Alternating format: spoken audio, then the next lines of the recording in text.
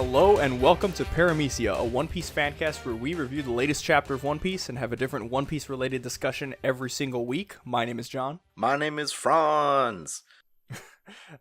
I liked it. I like the energy. I like the energy. I'm trying to bring more of this to the table, you know. Yeah. This is my new character arc. This is my new thing. God, I don't want to be that person. Yeah. So we're doing chapter 905, A Beautiful World. And oh my god, what a beautiful chapter. Dude, it was so good. It was so pure at moments, so hype at moments, and so funny.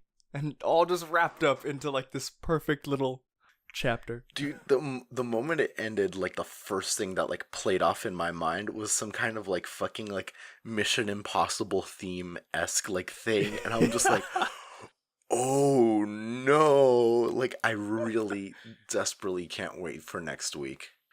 It reminded me of Arrested Development with the private eye, and every time he reveals himself, Lucille Booth is like, ah! Like freaking out. It's him. Man, so oh man, we start out straight away with Orlumbus jacked as all fuck. Of course, he's a One Piece character, so he skips out leg day, but like waist up, he is thicker than oatmeal, and the whole thing is traps. Dude, I hate Oda about this, but it says pirate life, 6 a.m. I fold my pajamas. And it's just him. Yeah. His pajamas folded, ready to get out and do his day's work. Like, I dig this. Yeah, I dig it. It's super like Orlumbus, like this world-renowned like explorer, like, you know, worked for this kingdom, and you know we saw him do all this stuff in the Colosseum, and he runs this fleet of like 5,000 pirates, and then we just see him like, well, gotta fold my pajamas. What a simple man. So after that, we get the start of the chapter, and we jump straight into New Marineford, which I hereby dub Grand Mac. The giant McDonald's arches, I can't not see them. Dude, it's so like, who did this? Was this Akainu? Was this his decision? It's supposed to be like the logo of the Marines, like the birds. Yeah, the holding seagull. The little thing. I get it. Whatever. The seagull. But that's a fucking McDonald's arch. That is Grand Mac. So like, it's the same thing as like the whole the biggest McDonald's in the world is the one in Orlando on Universal Drive, I think, or International Drive. International Drive. Yeah, that one. It's like huge. It's like fucking 3 floors. There's a bowling alley. There's like an arcade in it and everything. They've got Mac Tonight, Moon Man. Dude, they removed him, but that's a different podcast. That's for our McDonald's lore podcast. Instead, like, this is now the world's biggest McDonald's. Fucking like 50 floors. Cannons out of every window. Grand Mac is right. Like, holy shit. New Marineford, the biggest McDonald's in the world. That's the lore. Like, Oda knows he's done this, right? Like, you can't just... There's no way he did this, and then him nor any of his editors were like, bro, that's McDonald's. Like, bro, you can't do this, that's McDonald's. Because even here in Japan, like, sure, like, not like everyone like walks everywhere, and like the density of like McDonald's per like square like mile is like not the same as in the United States, but when you see them like they will not like sign a lease where they're not plainly visible. Yeah. Japanese McDonald's invented the Grand Mac. This is McDonald's making strides. I can't wait to see the McDonald's One Piece crossover. Yo, give us One Piece toys. I can't wait to see them refurbish one of the McDonald's to just look like a New Marine. Anyway, so like accompanied with this like grand visual of the Grand Mac is like a whole bunch of lore where it's essentially the skinny of it is Marineford got fucked with, the Whitebeard pirate war thing. Yeah. And so they were like, fuck this. Pirates are getting stronger. We need the Grand Mac. So they built the Grand Mac on the other side of the red line. Like, because Marineford was on one side of the Grand Line. I don't remember. So the red line and the Grand Line are perpendicular to each other. And then, like, Mer Joie is on the red line, in line with the Grand Line, and then now it's the Grand Mac and Old Marineford that are at Mer Joie's side. Yeah, one on each side of the red line, which I think is pretty cool. They still have Old Marineford, they just like kind of refurbished it into the G1 base. Yeah, like it's gonna be interesting to see like exactly what that's gonna bring up, because like Oda wouldn't have like drawn a fucking map for no reason. Like, yeah, he wouldn't have like, yeah, this is definitely going to be important later on. Just don't know when. But he's definitely showing us the visual of like how everything's like laid out for a reason. Probably for later in this arc when, the all the shit goes down.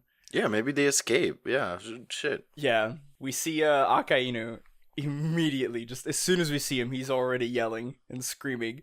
And he's mad that Fujitora appeared in Mary Joie. And he's like, no, like, I told him that he's not allowed in here until he brings me Straw Hat or Law's head.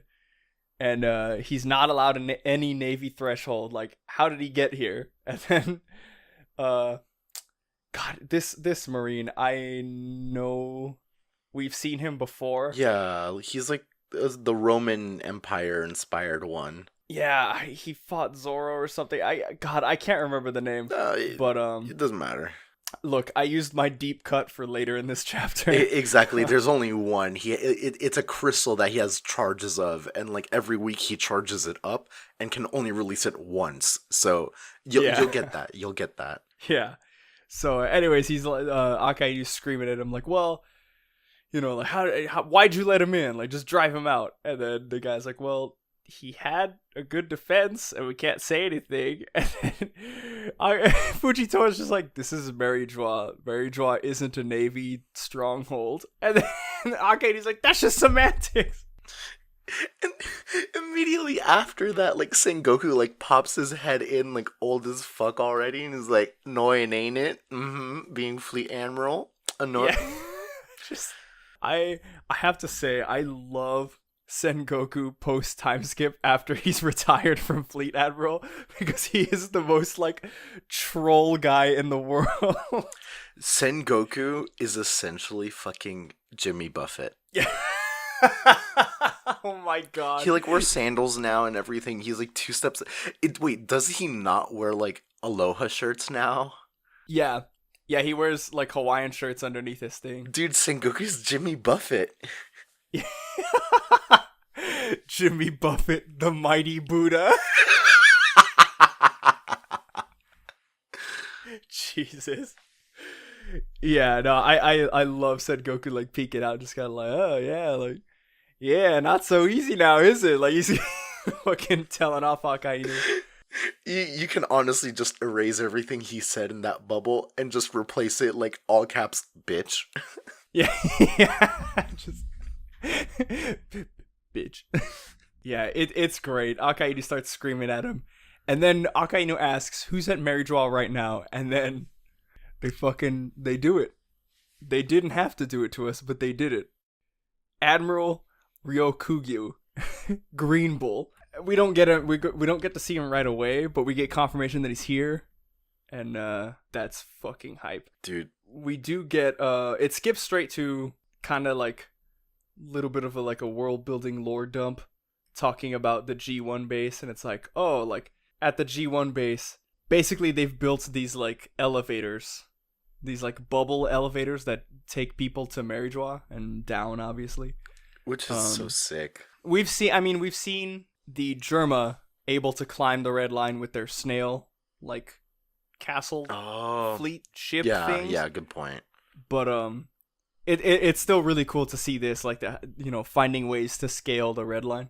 Yeah, so we just get the bubble lifts, the bondolas or whatever, and then we get all the people start freaking out because they're like, oh, like the royals, they're finally here, they're landing, and then we get, oh man, there's some pretty good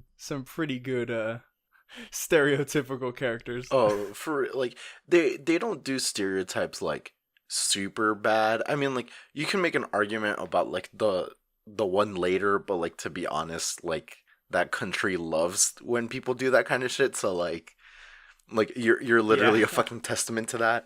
But like the Yeah. first kingdom that we get is like the Ruswan kingdom. The king is Belvi, and the Matrio princesses, and it's literally just Russia, and the princesses are fucking the Russian like nestled dolls. Yeah, I love it because they like dude, I love it. They get like all the princesses are just tiny. Oh my god, I dig I it. love it. It's cute. The next one we get is the Bollywood Kingdom King Hamburger.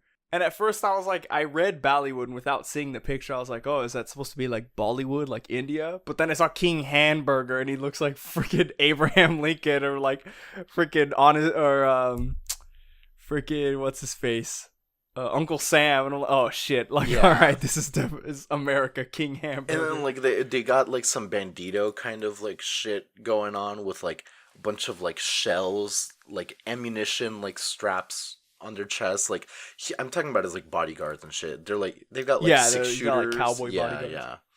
It's definitely America. I thought it was like Bollywood because like Japan loves India only sometimes when Yeah. they're not like dark skinned, but that's something else. Yeah. Um, Yeah, that's for our other podcast. And then Queen Molorone from the Tajin Kingdom. I looked this up. Tajin, I forget. It was some kind of. I think this was supposed to be the Indian one. I can definitely see that because like Japan loves India when it's like white skinned women and that's it. Yeah. So like the most prominent example is right now there's this one actress that's like super popular. Don't know her fucking name. She's 1/4 Indian and she's like has like blonde hair and shit, but she's like all the fucking rage. Like I cannot drink fucking Jim Bean without her face like staring at me, and I'm just like, I don't care. Nice. It's literally the whole like It's Always Sunny meme where it's like I'm tired of this guy like pointing at the fucking picture. Yeah. I'm tired of this guy. Anyways, the next kingdom we get to, I'm like so hype about is goodness, the naming convention though. King Tacos of the Chichano Kingdom. The Chicano Kingdom. I love it. Like, Dude, it's Chichano, but we all know it's Chicano. dude, like, all right, King Tacos. That's like a low blow, but like, That's Oda fucking lowballing it. He's like, he pulled all of his energy learning the word Chicano. Like, oh, it's Chicano. Like, that's right. And then what do we name the king? Ah, fuck. Tacos, I guess. Like, but what I do dig is that the king, like King Tacos, is literally Machete, but with like a huge Yeah. mustache. Oh my god, I love it. And then, Yeah, I give it to fucking- us. It's yeah, here, my devil fruit power, deep cut fruit. Yeah. So there's there was a character in the Colosseum called Jean Ango in Dressrosa. He was in the same group as Don Chinzhao, and he was like a bounty hunter in like the New World, and he has all these like weapons, and he has a whole bunch of like swords and axes, and he has like this weird like metal arm. We haven't gotten too much on him, but he's wearing a sombrero with the same design with a cactus on top of it, and even his clothes have like the same kind of design on them as King Tacos does. So I just thought it was pretty cool that like I'm pretty sure he's from that kingdom. Dude, I totally see that. Like what you like name dropped him and I'm like, who? Who? But once you like provided a picture, I was like, all right, okay, I see that. I see that. All right, I'm with it. One thing I do want to bring up is look behind King Tacos, and you see probably the wrinkliest person I've ever seen in One Piece, and I just can't wait for that. Yeah, it looks like half of the face of the grandma of Mama Coco from Coco. Recuérdame. Dude. Oh man, this is confirmed that Oda watched Mexican Footloose. Coco is just Mexican Footloose. Anyways. So the last ship arrives, and like in it's the last panel of the page, and you're not like told like who it is, and then you flip the page and the mermaid princess, everything, and they're giving like a whole introduction of like the Ryukyu Kingdom, King Neptune, why they're here at Reverie, etc. And you see everybody that's there from the Ryukyu Kingdom. So like first it's like King Neptune, and then like the guards, like the princess, the princes. You see Shirahoshi like overwhelmed and everything. She's just like, oh, and everyone's like, oh my gosh, she's so beautiful, blah blah blah. And then there's like one person in the crowd that says like Garp with like a heart, like a heart thing. And Garp. Lo and behold, Garp's just there eating a fucking bag of potato chips like he always is, leading the charge. Oh my god, Garp. Like I knew we were gonna see him, but I didn't know who he was gonna be accompanying. But I love the fact that he is accompanying the Fishman. So good. And fucking Garp, he's like walking down, and he's just like, oh man, like, dude, I thought I was gonna die on the ocean floor. He's like, this motherfucker's like been through everything and a half in his lifetime, and like that's what he's most concerned about. And then we get a shot of, on the next page, all these photographers like snapping pictures of Shirahoshi. And then we get one of them like, oh, like, should we release a special edition, Mr. Editor? And talk about a character I did not see. Like, I did not see us meeting him again so soon. Fucking Morgans is here. Like, at the G1 base. Like, with all of his reporters snapping pictures of the Reverie, and he's fallen in love with Shirahoshi. It's so crazy. Like, what a fucking wild card. That's literally all he is, a wild card. Yeah. It is. Oh, it is so great. We get some back and forth between the Fishman and Garp. So King Neptune's like, oh man, like, Garp, Shirahoshi's like super popular. And then Garp's like, well, like the rumor, the beauty of the mermaid, the rumor about the mermaid princess of Fishman Island, like her beauty, the rumor is like it even exceeds Empress Boa Hancock. And then Garp immediately just says, and she's actually really that fucking hot too. Yeah, to Neptune's face is like, but she's even more beautiful and big. Like, I love Garp. He's a goof. That's all it is. Yeah. Like, Garp's the only good cop. Yeah. Oh my. Well, Kobe too, but I don't know if he's like I don't know if he's on the force yet. True. That's a good point. I think he still might be deputy. So after that whole interchange with like King Neptune, Shirahoshi goes like, so cute. This like destroyed my heart. I love it. Mr. Luffy's grandfather. Is that the famous forest that I've heard you have above ground? And Garp's just like, that's just a tree. Yeah. Yeah, Garp like, what? No, that's just a tree. Oh man. It's so cute. I love that, like, the fishmen all like love Luffy. And I really like that, like, I mean, Shirahoshi especially, like, she has a really tight bond with Luffy. And I really appreciated that it was Garp of all people to like be helping Shirahoshi. Mm-hmm. Because of course, like, you know, if she's afraid and like, we know even before getting on the ship, she constantly talks about Luffy. Because she's like, oh, if I don't get on this ship and go up there, like, he'll call me Sissy Hoshi again. Like, he'll call me a crybaby, scaredy Hoshi. And I just really appreciate that, like, fucking Garp heart of gold, like just where Luffy gets all of his goofiness is just like the one to help her out. I like it. For real, like we don't know anything about Dragon in the slightest, but what we do know is that like Luffy and Garp are essentially like the same person. Yeah, yeah. So it immediately like kind of cuts away to like a foot stomping down. It's like, oh, Garp the hero. And then we get this ugly face like, do you know who I am? And Garp is like, who are you, you little shit? Get out of my way. And then we find out in the panel that it's Stelly, like the king of the Goa Kingdom. Sabo's adopted brother, the asshole brother. I love Garp, dude.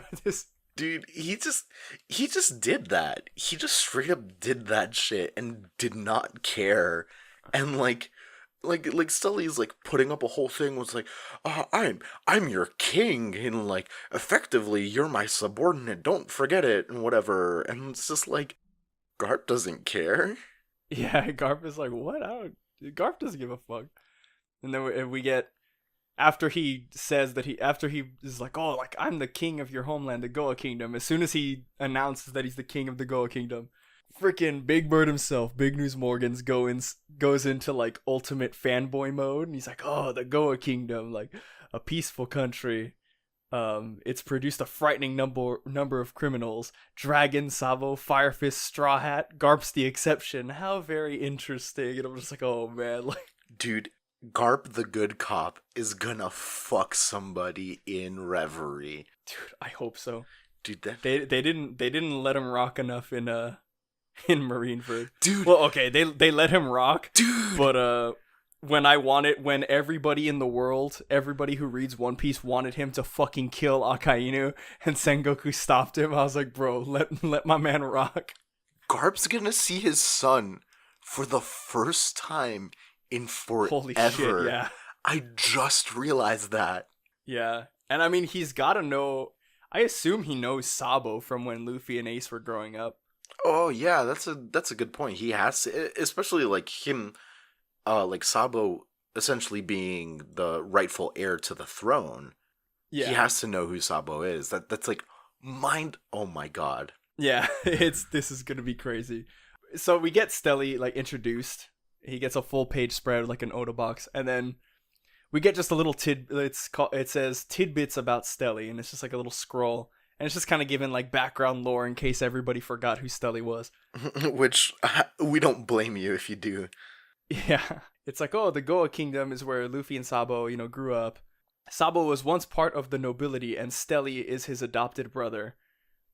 With hawk-eyed determination, Stelly gunned for a path to royalty. He married Princess Nanto Kanet, and after the mysterious deaths of the former king and prince a few months ago, he took the throne. It's like, oh man, like you could see him scheming in the back. It's like super apparent that he killed the former king and the prince to like seize control of the kingdom. Right. Well, the prince essentially like wasn't. I feel like the translation is like worded weird in that like the prince is technically Sabo, and Sabo died like a bajillion years ago. And the king is the one that probably died, cough, cough, got murdered a few months ago.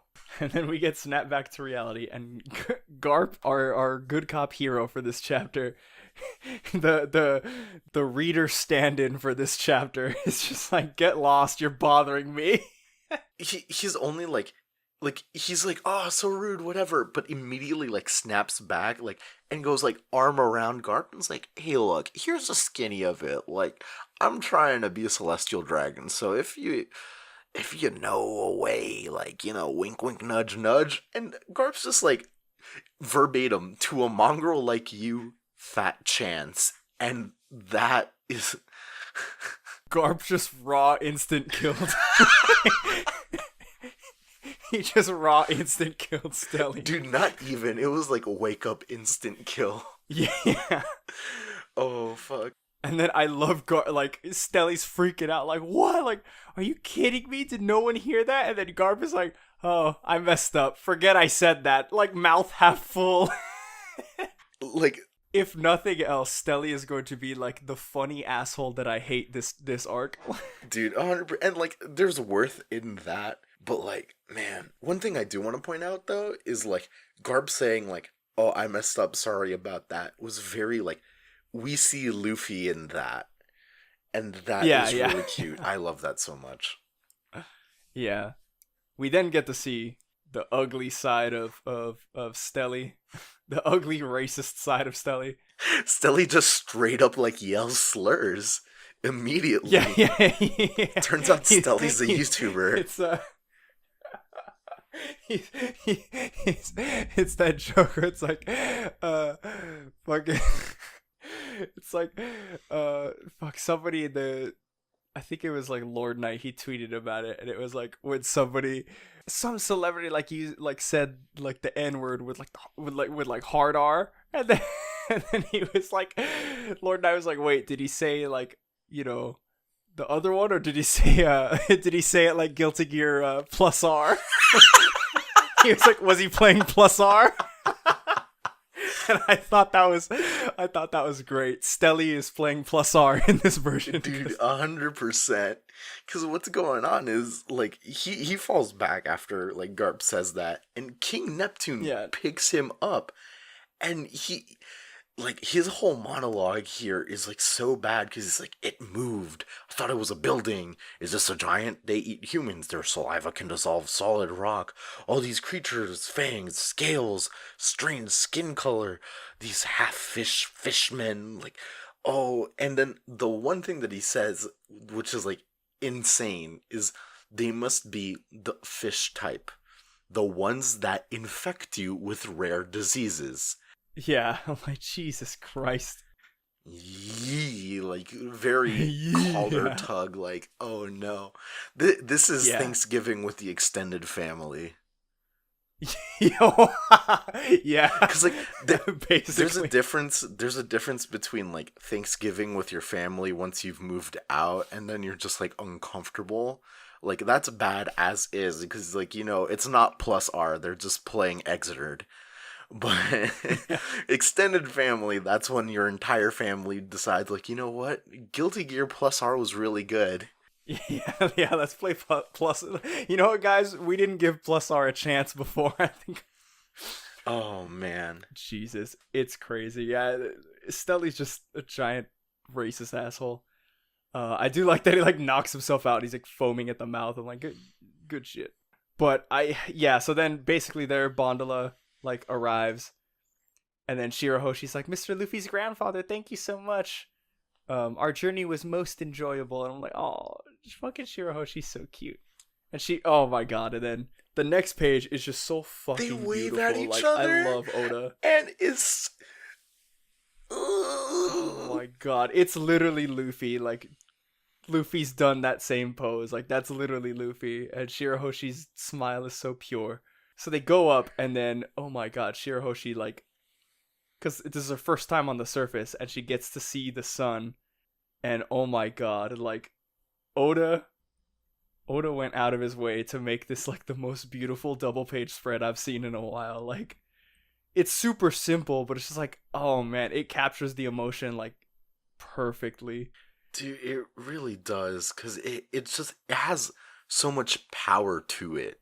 Yeah. Between, like, because, like, Oda shades, like, pretty, like, simply, and, like, I wouldn't say, like, flatly, but, like, there isn't, like, an extreme scale of depth when he shades. Yeah. But, like, the moment, like, Shirahoshi looks up and sees the sun, that depth is, like, added so heavily, and it goes on to the next, like, the full, like, page spread panel. Oh my god, yeah, it's so great.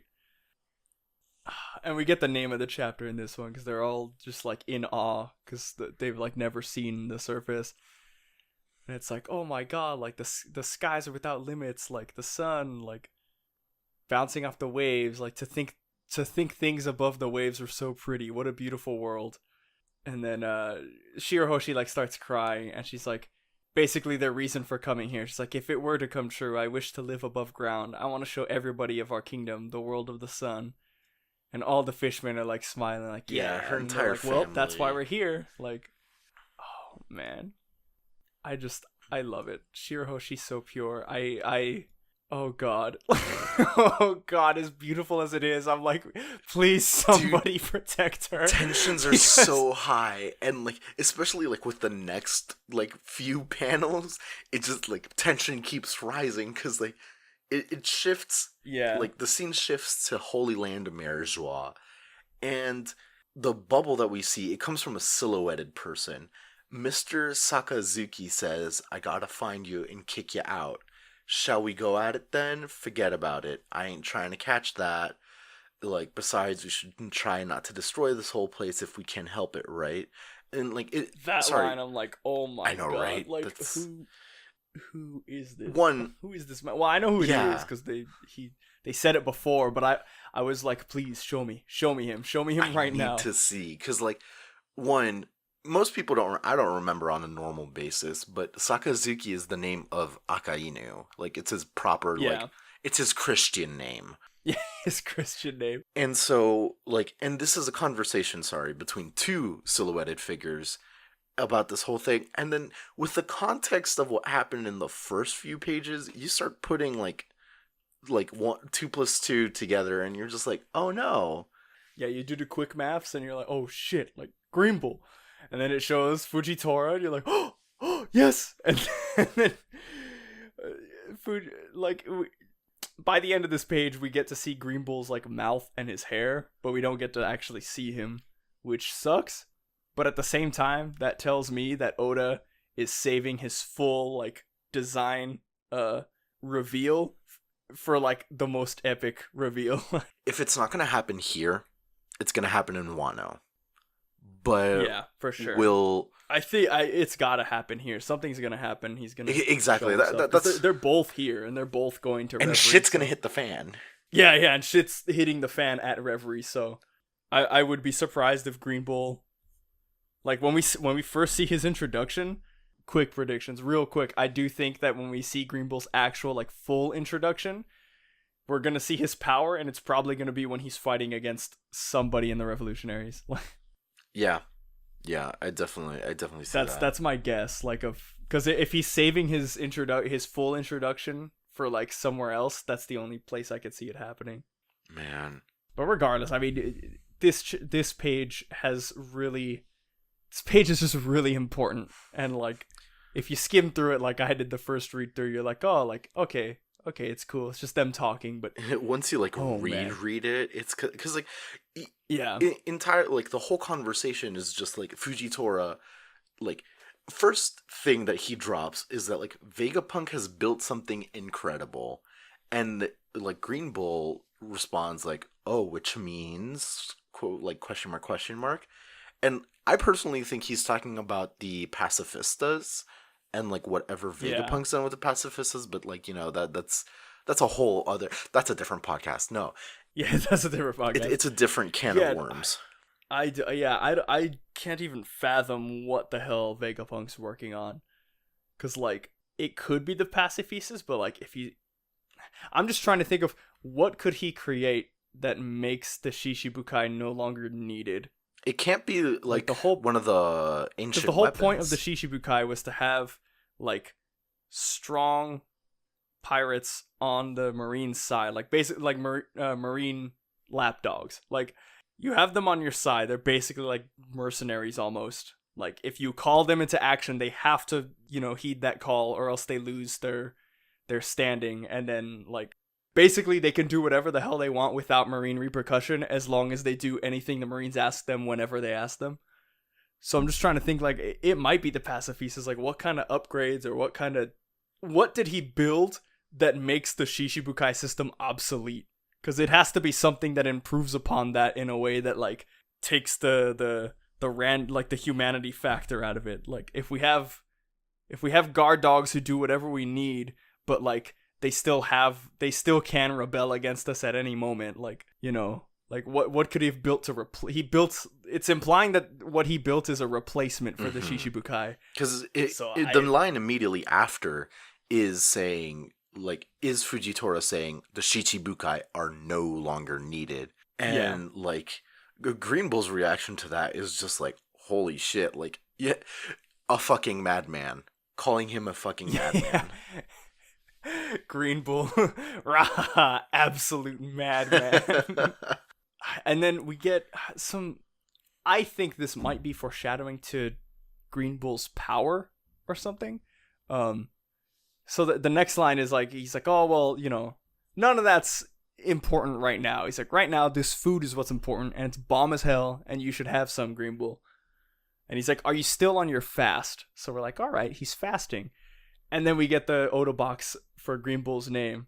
And then it's like, oh, if a babe was here to feed me, then I'd gladly eat it. But it's so annoying otherwise that it's been 3 years since I've eaten anything. And I'm like, whoa. Like, he hasn't eaten in 3 years. Dude, it's some shit. Like, I don't know, like, anything about, like, I don't know shit from fuck, so I don't know, like, what this could be a reference to, or, like, what mythos this could be. All I know is he has to be, like, strong as fuck. Like, this is just, like, bewildering to me. Like, I have no idea what this person is. The only thing...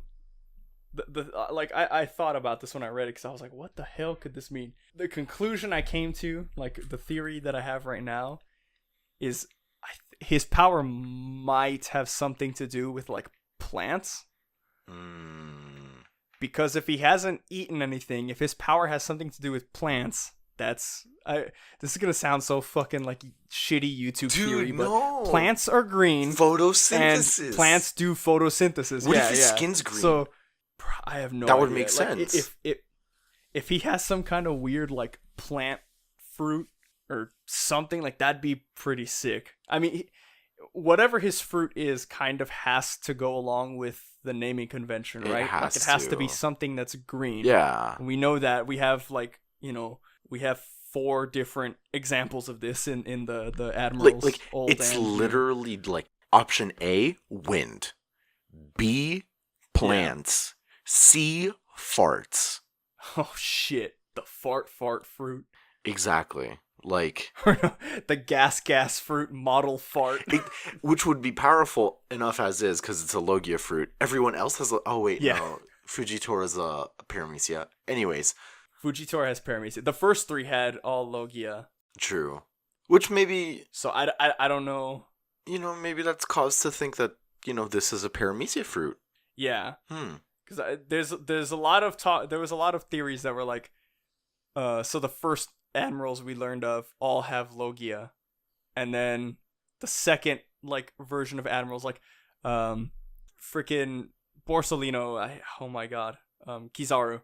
He's still an admiral, and he has the light fruit still, but the other 2 admirals, the new ones, the new generation, we've only seen Fujitora, but he has a Paramecia, so it's like, I think Green Bull might either have a Paramecia or a Zone. Dude, that's... Because it's either every generation has a new version of fruit, like a new style, so like Logia, and then the next generation would be Paramecia, or the next generation, this one, just has one of all 3, like a Logia, Paramecia, and Zone. Dark horse.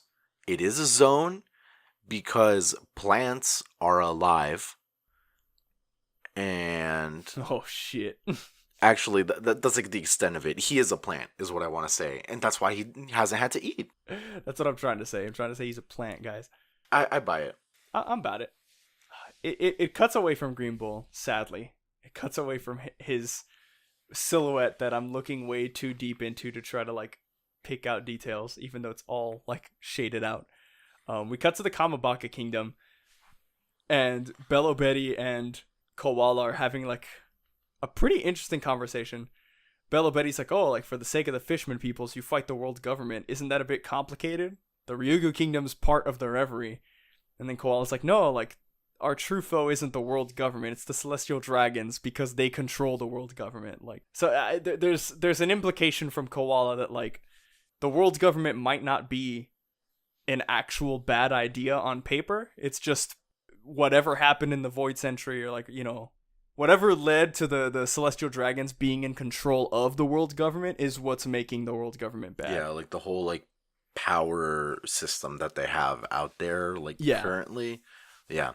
I dig that. It really paints the like rebels, the whole like rebel front in a good light, as they're like not necessarily like anarchists or something.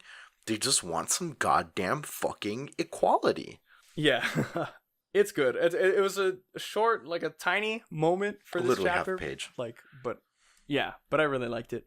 The next part, like the ending of this chapter, is really Ooh. good. But like, oh man, so it cuts back to the red line, and it shows the Bondolas going up the red line, and we cut to Stelly's Bondola, and he's like, oh, he's freaking out. He's like, did you see that? And then everyone's like, dude, like you're annoying and noisy, like shut up. And every single thing he says here. Okay, so the first thing he says is the wind's so strong we're rocking. To me, that screams dragon. Mm-hmm. Mm-hmm.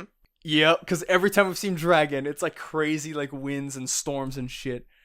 And then the next panel, a giant just peeked out of the cliff. He was holding a harpoon. That's what's his face from the Revolutionaries. Yeah, we like literally saw him like last week. I don't remember his name. Yeah, God, it's escaping me. We haven't spent enough time with him yet. For real. And Uncle Sam looks at him and is like, these are some fucking hallucinations you're having, man. Like, how high up do you think we are? Like, you dumbass dipshit. Like, Yeah. Yeah, and then the next page, we get Shirahoshi like, oh, the crows, like, or he's freaking out about the crows. He's like, oh, crows, like if they pierce the bubble, will fall. and someone makes a And slight comment like, yeah, rare to see them at this height. And it's like, I wonder who could have said that. Like, that'd be very interesting. Yeah, but it's like, oh man, like Karasu's definitely there. Shirahoshi, Shirahoshi harkening back. Oda definitely knows what memes are, and it's like, this is a bird. This panel is the meme. It's literally Shirahoshi in the same position as like the "is this a pigeon" meme, but like she's actually correct, and she's just like, oh, I've heard of these. They're birds. They fly through the air. And Stelly's like freaking out about the crows, and then we get one of his we get the guard there, and he's like, oh, it's okay, crows have never before broken the bubbles of the lifts.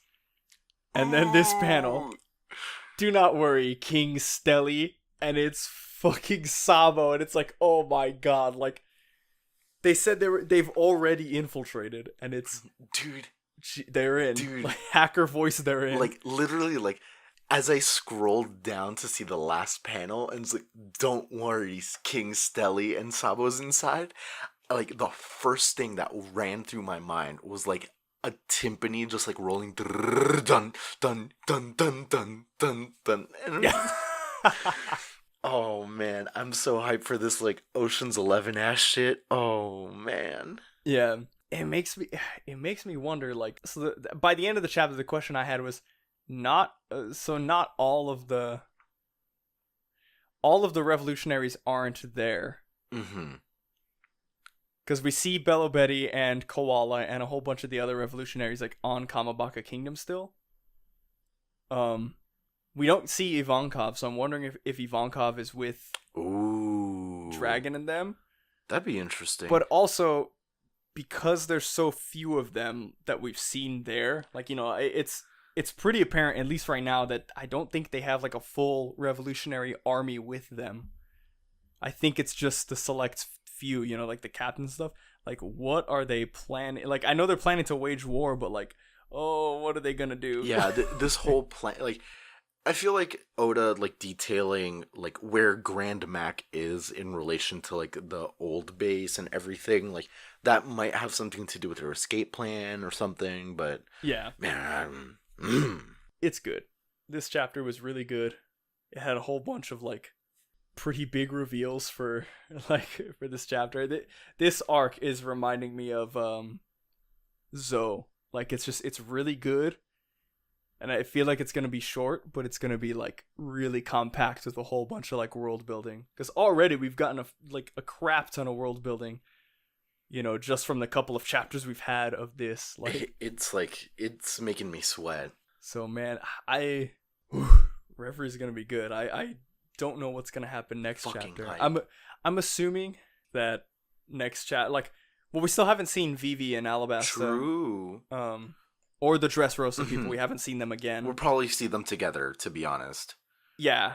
I'm assuming next chapter we're going to see Kobe and then the Dressrosa, or Kobe and the Dressrosa Kingdom and then the Alabasta Kingdom, like, all appear. And I hope that we get, like, the full meeting of the Reverie and then shit goes to hell. Because, like, I just really want all of them to, like, interact, and I want that world building. Dude, I'm hyped.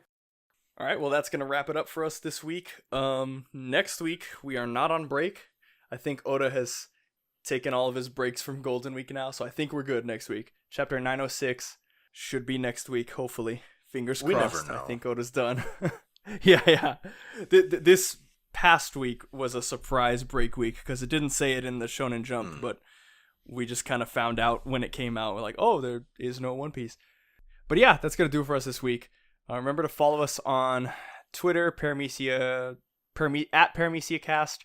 Facebook.com, Paramecia Fancast, YouTube, YouTube.com, search up Paramecia Fancast, and then, of course, on ParameciaFancast.libsyn.com, I think. Something like that. That sounds about right. Just search up Paramecia Fancast, and it'll show up. Yeah, like, we're like, the only thing with this name. Like, it's by design, y'all. Like, we thought this through. We didn't... We thought this through. We're not the One Piece fan cast. We're not the One Piece. There is a One Piece podcast, like an official one with like people that like, actually work with One Piece. So like we didn't want to compete with that. Like this is deliberate. Yeah. One of Sandman, I think, one of the like official translators for the Viz like English version. He translates all sorts of shit. He's a chill bro. But yeah, follow us on all our social media. New episodes every week.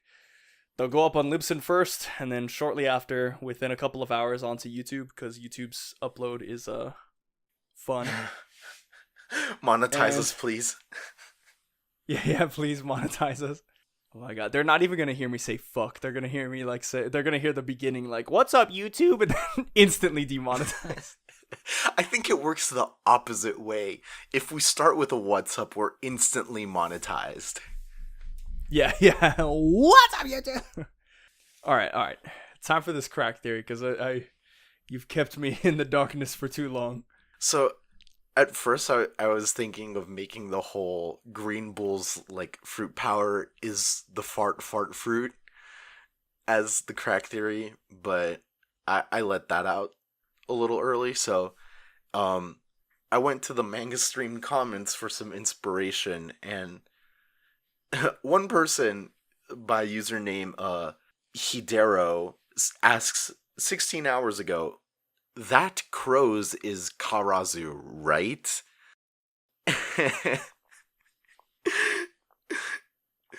The crows that you see at the end of chapter 905 are indeed not Karazu.